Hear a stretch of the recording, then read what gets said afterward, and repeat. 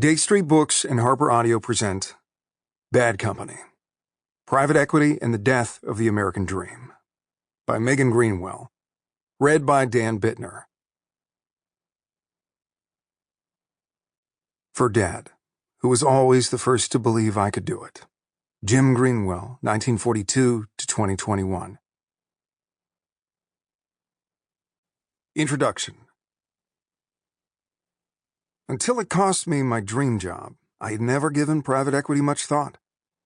When a Boston-based private equity firm called Great Hill Partners bought Deadspin, the digital sports magazine where I was editor-in-chief, and its sister sites in 2019, it hardly seemed like the worst possible outcome. Our company's previous owner, Spanish-language broadcaster Univision, had mostly operated the company through benign neglect, never interfering in our coverage, but not trying particularly hard to boost profits, which meant the sites punched far above their weight journalistically, yet were losing a reported $20 million a year. Great Hill Partners, though, had invested in trendy, successful brands like Wayfair, Bombas, and The Real Real.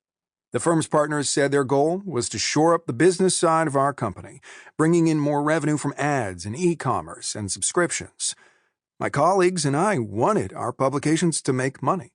If these finance guys were going to bolster our finances, we get to continue producing deep investigations and funny blogs. A win-win. I had a vague sense that private equity had caused trouble in other industries. The downfall of Toys R Us had become a global news story just a year before, and Alden Global Capital had been the boogeyman of local newspapers for a decade. But everyone knew the retail industry was sinking under Amazon's weight, and that newspapers had sabotaged themselves by failing to adapt to the internet age.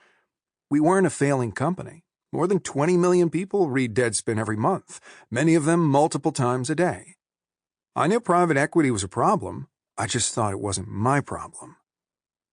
It didn't take long to realize how wrong I was.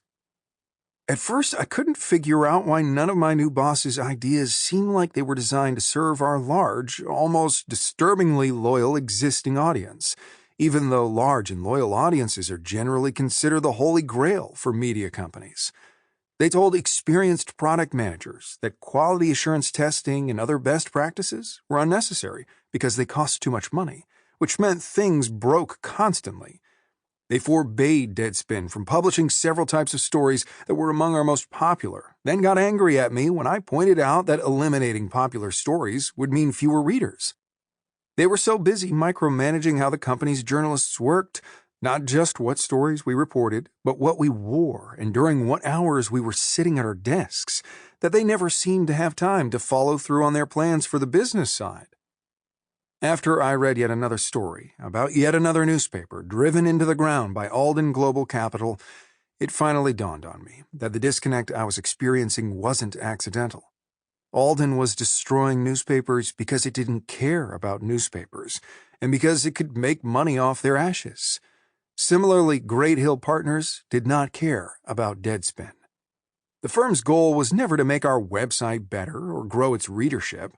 Great Hill Partners and private equity at large exists solely to make money for shareholders, no matter what that means for the companies it owns.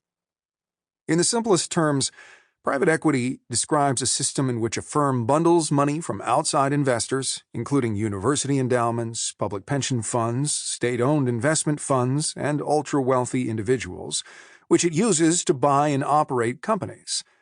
The firm and the investors have a symbiotic relationship. The firm gets to use the investors' cash for its own business goals, while the investors earn returns when the firm's portfolio companies are sold or taken public. Sometimes the way to make the most money involves strengthening the portfolio company itself. But even then, the benefit is only incidental, the company's success a mere side effect of increasing profits for the private equity firm and its investors.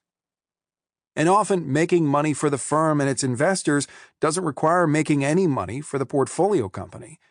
Private equity firms earn management fees, transaction fees, and monitoring fees that typical companies do not. They benefit from tax breaks that allow them to keep much more of their profits than other types of businesses. They can sell a company's assets and pocket the proceeds rather than reinvesting them. There are stunningly few limits to the methods a private equity firm can use to profit off a company it owns. Sample complete. Ready to continue?